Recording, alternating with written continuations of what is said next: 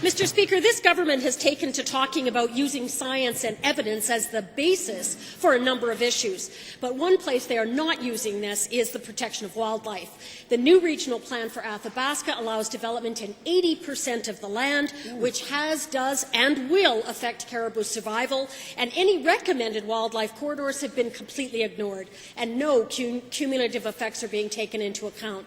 So, to the Minister of SRD, why is this department deliberately ignoring science and evidence when it comes to long-term sustainability of Alberta's caribou and other wildlife?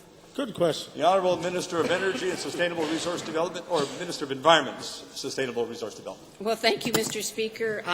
In fact, the province of Alberta, in collaboration with the federal government and Ministry of Environment, is working together on a joint monitoring plan for oils in the oil sands region for air, land, water, and biodiversity to ensure that we have a good plan in place to monitor science, working with science-based to monitor all of those areas in the oil sands. It's a 3-year plan that we've come together to ensure that all of those areas will be monitored and that will be publicly reported.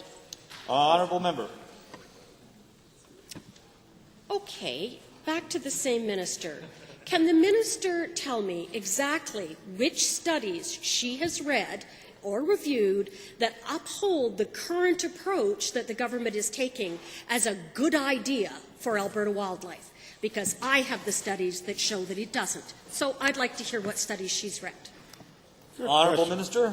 Thank you, Mr. Speaker. And if the honourable member would actually read the 3-year plan that we have for the environmental monitoring for air, land, water, and biodiversity in the oil sands, she would actually see what outcomes that we're looking at there. We certainly have the Alberta Caribou Strategy. The federal government has one, and we're reviewing how that fits in there. We have, in the lower Athabasca region, have set limit and triggers to make sure that as we have strong resource development of the oil sands, we are taking care of the environment and wildlife aspects in that region as well.